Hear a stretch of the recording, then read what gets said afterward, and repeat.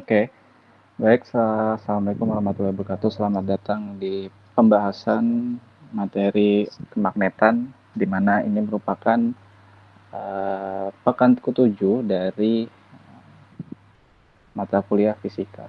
Oke,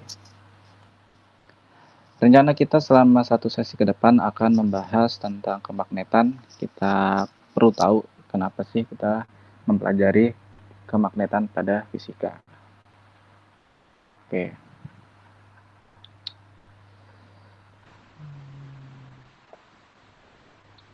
Berbicara tentang magnet, tentu kita tahu ya, kita sering menjumpai magnet di sekitar kita, mulai dari di situ ada magnet kulkas, atau juga di situ ada magnet pada kompas, atau juga di situ magnet pada beberapa barang elektronik. Banyak kita jumpai.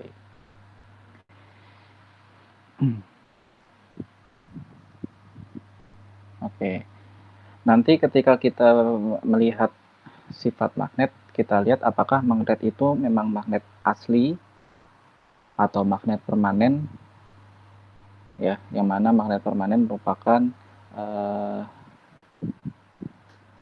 magnet asli ketika dia bahannya magnet. Apabila diberi gangguan dari luar, maka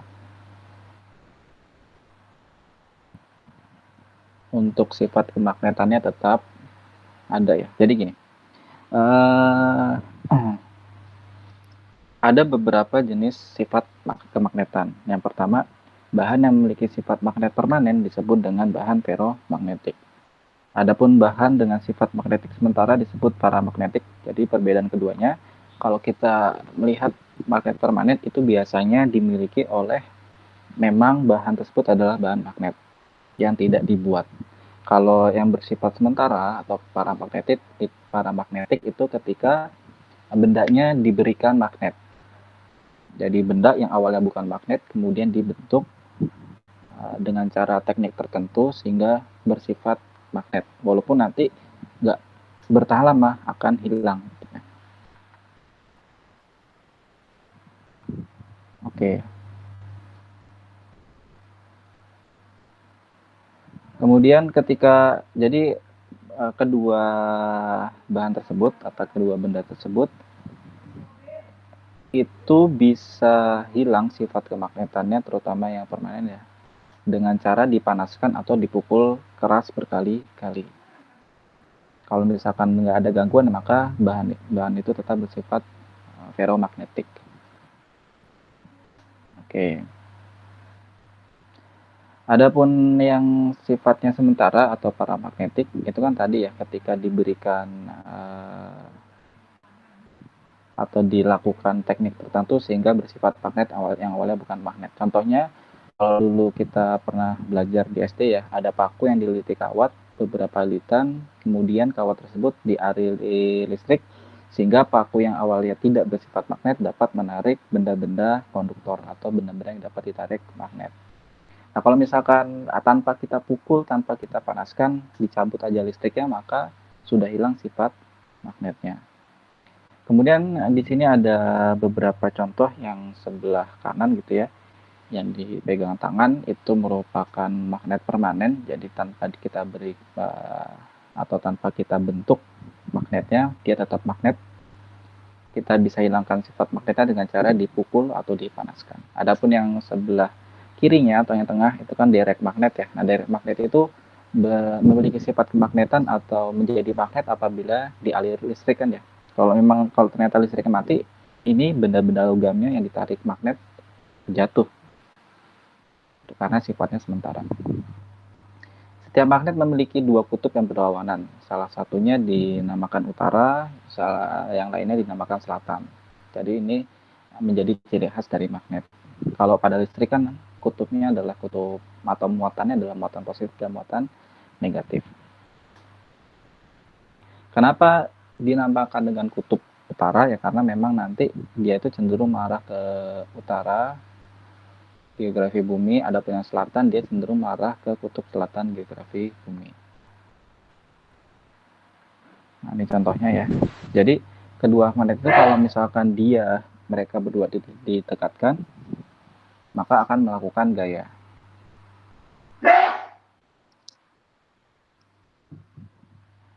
Oke. Apabila ada dua buah kutub yang didekatkan, yang jenisnya sama ya, maka dia akan tolak menolak. Contohnya selatan dengan selatan, kemudian utara dengan mana yang bawah ya, utara dengan utara, oh kebalik, short ya, satu jenis didekatkan maka dia tolak menolak, kalau berlawanan jenis dia didekatkan maka akan terjadi tarik menarik. Oke.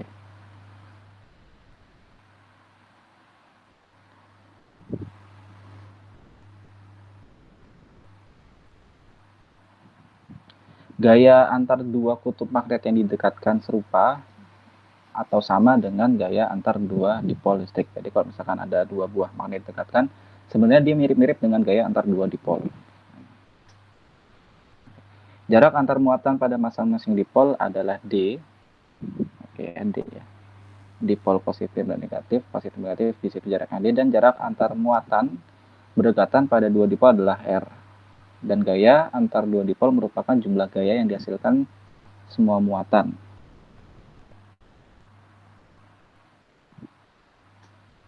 Oke.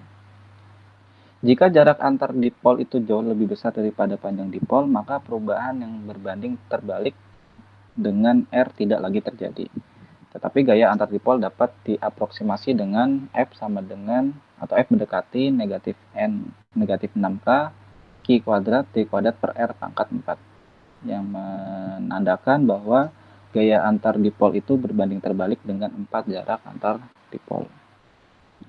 Berarti kalau semakin jauh, karena berbanding terbalik ya, kalau semakin jauh maka gayanya semakin kecil ya. Oke. Nah di sini alasan kenapa sih kutub magnet cenderung mengambil arah utara selatan? Kan tadi sudah disinggung, utara itu dia akan cenderung mengarah ke utara geografis bumi, yang selatan cenderung mengarah ke selatan geografis bumi. Di sini ya. Nah, pengamatan ini dapat menjelaskan mengapa magnet yang menggantung bebas selalu mengambil arah utara selatan.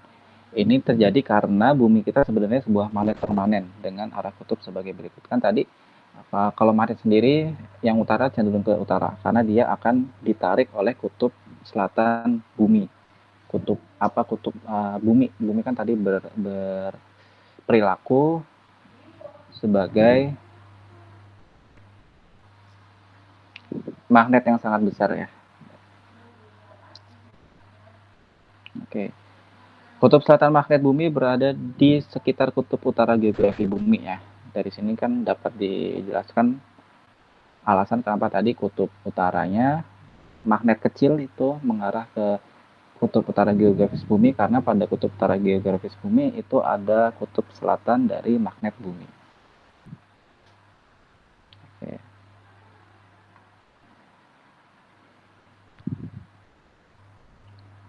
Kemudian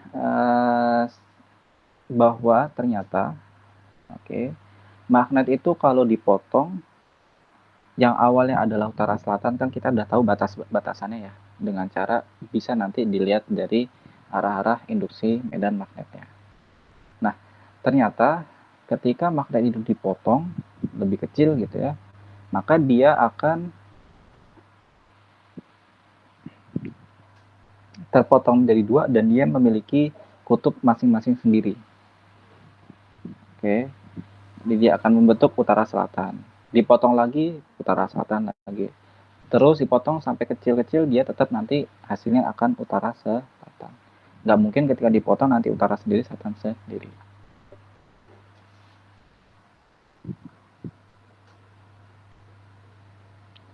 Jadi sebuah magnet permanen sebenarnya terdiri atas domain-domain magnet yang ukurannya sangat kecil. Di mana tiap domain yang sangat kecil itu sudah merupakan magnet. Oke. Tadi sudah dijelaskan ya, bahwa kan magnet itu terbentuk dari domain-domain yang sangat kecil. Nah, ketika dia dipanaskan, kan dapat menghilangkan kemagnetan bahan atau benda. Ya, karena memang yang tadi awalnya domain-domain itu searah, ketika dia dipanaskan, maka atom-atomnya akan bergetar lebih kencang. Karena hal demikian, ikatan antar atom yang telah membentuk arah orientasi yang sama bisa lepas dan nanti akan mengarah ke arah yang acak atau sembarang. Oke. Kemudian ketika dipukul berulang kali secara keras juga dapat menghilangkan kemagnetan bahan. Jadi kalau misalkan tadi kita potong-potong kecil-kecil itu tetap dia berperilaku atau memiliki sifat kemagnetan, ketika dipukul-pukul di mana yang potongan-potongan kecil tadi adalah domain-domain yang sangat kecil, ketika dipukul-pukul sama, dia akan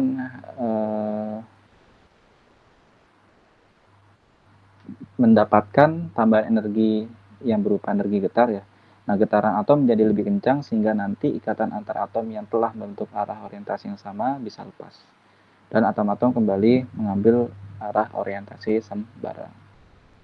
Oke ya. Jadi memang benda itu awalnya ya, ketika dia tidak memiliki sifat kemagnetan, dia itu memiliki arah orientasi atom yang sembarang. Ya, kemudian ketika kita berikan sesuatu atau kita lakukan teknik tertentu sehingga berubah menjadi benda yang memiliki sifat kemagnetan, maka dia orientasinya kan akan searah. Namun ketika kita hilangkan arah orientasinya dengan cara dipukul atau dipanaskan, apabila magnet tersebut adalah ferromagnetik, maka nanti dia akan kembali menjadi benda yang tidak dapat menarik benda lain melalui sifat kemagnetannya. Oke, itu ya cara untuk menghilangkan sifat kemagnetan. Lalu di sini garis gaya magnet dilukiskan keluar dari kutub utara dan masuk ke kutub selatan. Tadi kan kita tahu bahwa ketika dua buah benda magnet itu didekatkan, maka dia akan ada gaya magnet, entah itu nanti tolak-menolak atau tarik-menarik, tergantung dari kutub yang didekatkan. Nah, garis-garis gaya ini dilukiskan keluar dari kutub utara dan masuk ke kutub selatan. Nanti semakin rapat, jadi semakin banyak gitu ya ke arah garis-garis gayanya, menandakan bahwa gayanya itu dan kekuatan medan magnet itu semakin besar. Kalau semakin jarang maka semakin kecil. Kerapatan gaya terbesar itu diamati di kutub magnet sehingga medan magnet paling kuat itu berada di daerah kutub. Jadi nanti itu seakan-akan di kutubnya kerapatan medan magnetnya sangat rapat ya. Jadi pada kutub-kutub medan magnetnya sangat besar. Makin jauh dari kutub maka makin kecil kerapatan garis gaya. Ini berarti makin jauh dari kutub maka makin lemah medan magnet. Ketika kita berbicara tentang medan kan apa yang dipengaruhi oleh gaya. Kalau listrik nanti gaya listrik, kalau magnet berarti daerah di sekitar magnet yang dipengaruhi oleh gaya listrik. Jadi kalau semakin jauh kan daerahnya juga semakin lemah ya pengaruh medan magnetnya, pengaruh kemagnetannya. Semakin dekat dengan kutub, semakin kuat pengaruh magnetnya. Oke. Kutub utara yang terpisah atau kutub selatan yang terpisah disebut muatan magnet. Kan seakan-akan seperti itu. Akan tetapi karena tidak pernah ditemukan kutub utara sendiri atau kutub selatan sendiri yang terpisah, maka kita simpulkan tidak ada muatan magnet. Jadi berbeda dengan muatan listrik. Kalau muatan listrik kan ada muatan positif, muatan negatif, sehingga ada disebut dengan muatan-muatan. Ada kutub atom positif sendiri, atom negatif sendiri, masing-masing memiliki muatan positif dan negatif. Tapi kalau magnet, kan tadi istilah positif negatif, kalau di magnet itu selatan dan utara. Nah, tadi ketika kita potong satu buah magnet, membentuk utara selatan baru, utara selatan baru, dipotong lagi, bukan terpisah menjadi utara selatan, tapi membentuk utara selatan, dan seterusnya sampai sangat kecil sekali. Karena kita tidak akan menemukan kutub utara sendiri atau kutub selatan sendiri, maka kesimpulannya tidak ada muatan magnet. Oke, dalam bahasan teori fisika, muatan magnet dikenal dengan monopol magnet. Lalu di sini ada medan magnet. Sama dengan medan listrik ya. Kita juga bisa nih mendefinisikan medan magnet, di mana di sekitar suatu magnet dihasilkan medan magnet dengan sifat sebagai berikut. Arah medan magnet sama dengan arah garis gaya magnet. Arah garis gaya magnet. Besar medan magnet sebanding dengan kerapatan garis gaya magnet. Jadi semakin rapat garis gaya magnet atau flux magnet ya, maka nanti semakin besar pula medan magnet, semakin besar pula medan magnet dan sifat kemagnetan pada benda tersebut.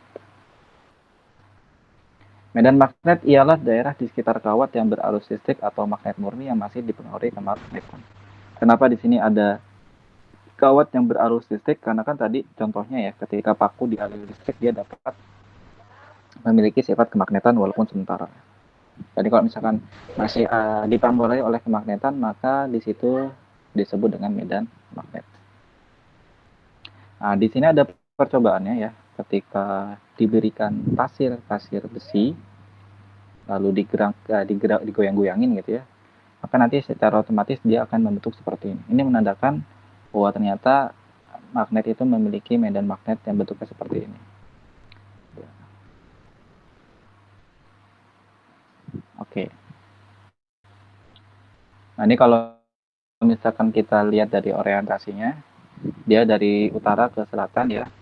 Kalau magnet U utara ke selatan seperti ini, kalau didekatkan maka nanti seperti itu dari utara ke selatan. Kalau tolak menolak ya dia akan menjauh, saling menjauh. Oke. Nah, di sini ada arah induksi magnet. Bagaimana cara kita menentukan arah induksi magnet? Arah induksi magnet yang ditimbulkan oleh kawat yang dialiri arus listrik. Jadi kita fokus ke magnet paramagnetik atau kemagnetan yang sementara, dapat ditentukan dengan kaidah tangan kanan. Oke ya. Caranya kalian ini ilustrasikan dengan kalian menggenggam sebuah pulpen atau tongkat atau ya apalah yang panjang gitu ya. Lalu kalian genggam itu pulpen, maka nanti apabila arah arusnya itu searah dengan jempol kalian atau ibu jari kalian, ya, maka nanti si medan magnetnya atau si induksi magnetnya kita simbolkan dengan B, itu merupakan 4 ibu jari sehingga arah medan magnetnya memutari atau mengelilingi si batang ini. Oke. Apabila nanti ditanya dan ada hubungannya dengan gaya Lorentz, maka untuk gaya Lorentz itu nanti dengan medan magnet akan membentuk sudut ya, di mana arus masih sama dengan ibu jari, medan magnet itu 4 jari ya, lalu gaya Lorentz-nya itu adalah telapak tangan. Nah, di sini alfa itu adalah sudut antara sebentar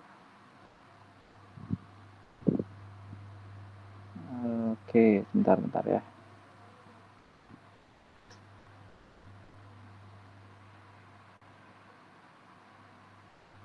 Oke, jadi tadi ya alfa itu sudut antara arus dengan medan magnet. Oke, jadi saya ulangin, alfa itu adalah sudut antara arus dengan medan magnet. Di mana gaya Lorentz dengan atau gaya magnet dengan induksi magnet itu tegak lurus. Kalau misalkan nanti hubungannya adalah kecepatan muatan, gaya Lorentz, dan induksi magnet, jadi kita berbicaranya bukan lagi arus, maka sama nanti kecepatan muatan itu ibu jari, medan magnet tetap 4 jari, gaya Lorentz atau gaya magnet tetap telapak tangan. Itu kalau muatannya positif. Kalau muatannya negatif nanti tinggal kebalikannya, bahwa gaya Lorentz itu adalah punggung tangan. Jadi ini istilahnya adalah muatan yang bergerak di sekitar magnet atau di sekitar medan magnet. Kalau kalian perhatikan di sini, B-nya kan ke kiri ya. Kenapa? Karena memang magnetnya itu dari N ke S. Jadi selalu arah medan magnet dari utara ke selatan. Apabila nanti kaitannya dengan bidang, kalau misalkan simbolnya adalah seperti ini, dot ya, dot itu titik, maka nanti arah medan magnetnya, ini kita berbicara arah medan magnet.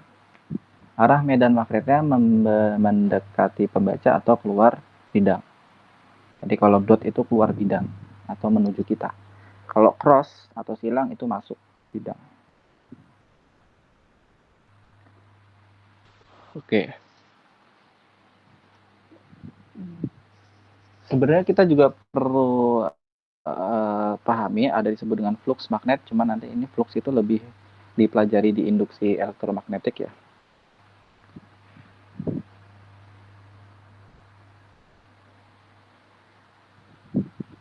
Oke. Kan kalau kita waktu dulu belajar flux listrik adalah medan yang menabrak permukaan ya. Medan yang menabrak permukaan. Kalau dia tidak menabrak permukaan, maka tidak ada fluxnya. Oke. Nah, dari itu semua bagaimana sih cara kita menghitung kuat medan magnet secara analisa atau secara hitung-hitungan? Jadi kan tadi kita ambil contohnya adalah kawat yang dialiri arus listrik.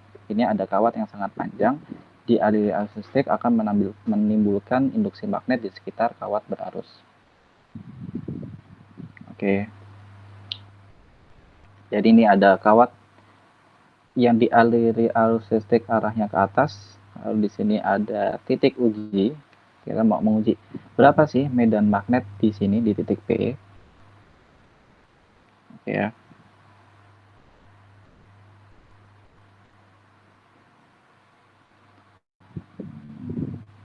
Kalau misalkan arah arusnya ke atas, kalau misalkan kita gunakan kaidah tangan kanan, maka nanti si medan magnetnya itu masuk ke dalam. Berarti simbolnya cross.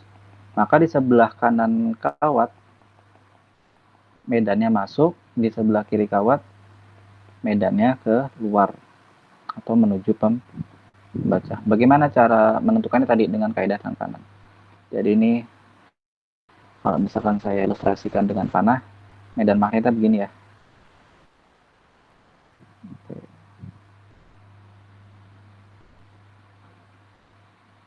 Dengan menurunkan persamaan Biot-Savart dapat dituliskan persamaan sederhana dari induksi magnet sebagai berikut.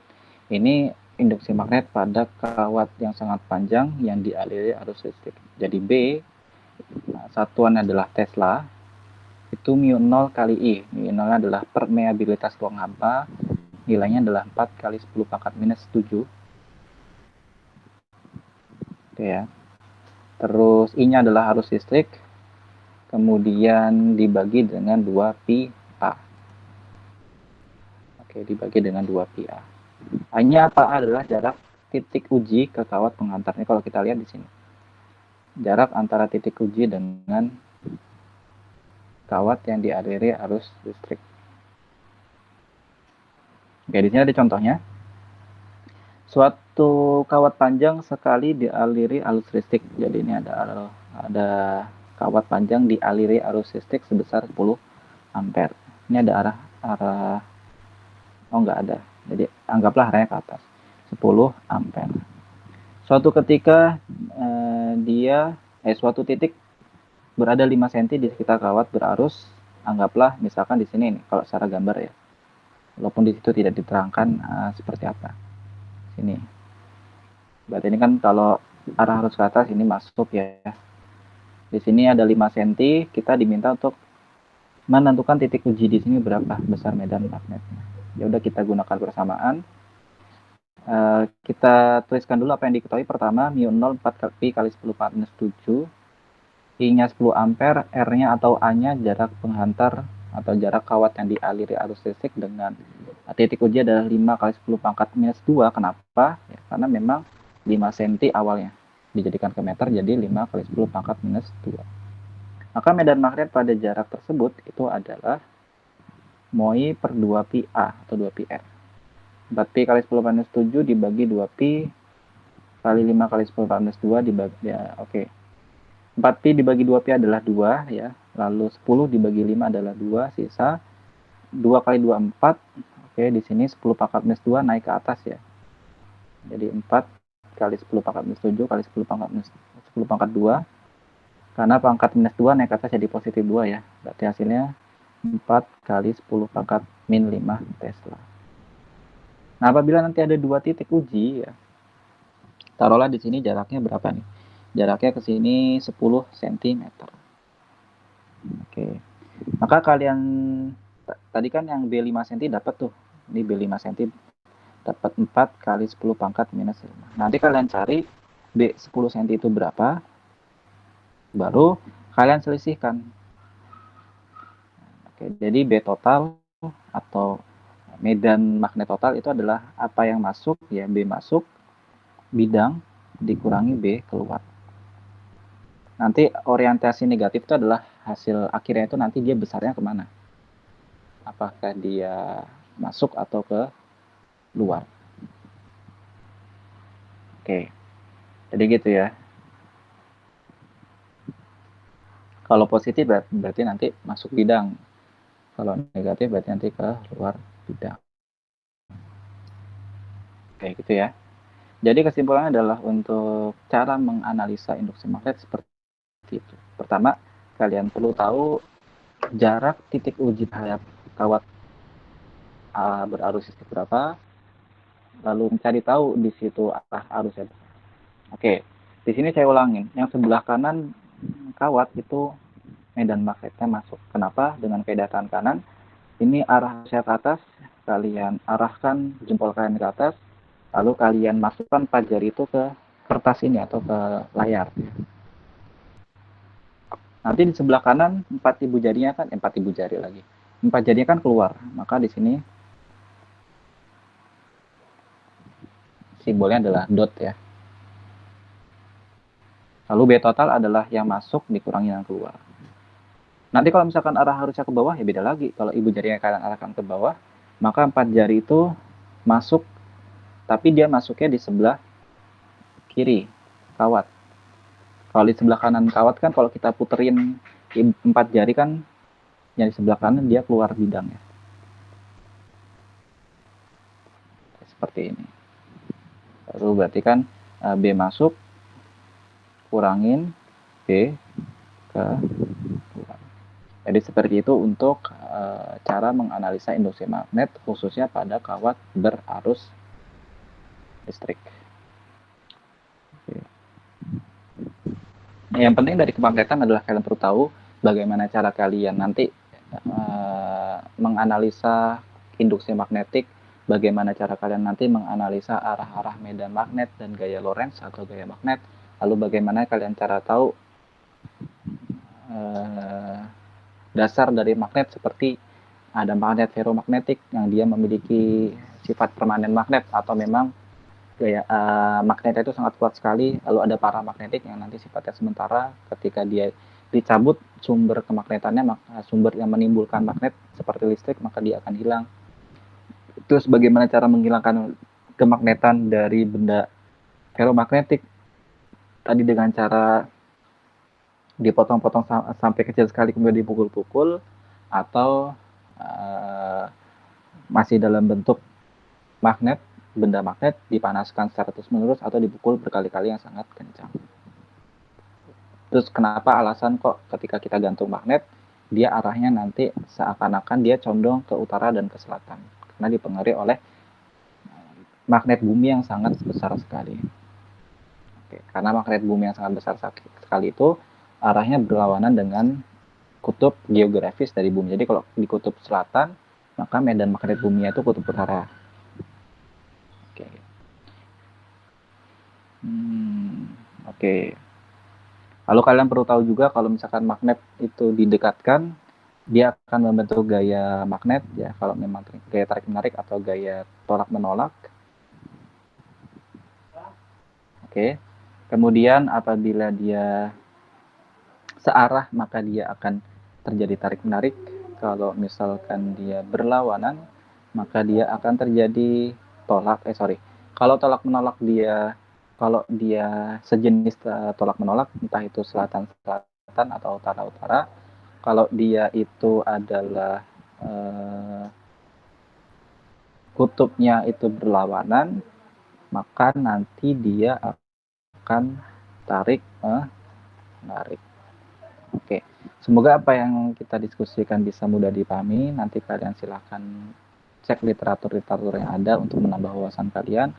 Dari saya sekian, kurang lebihnya mohon maaf.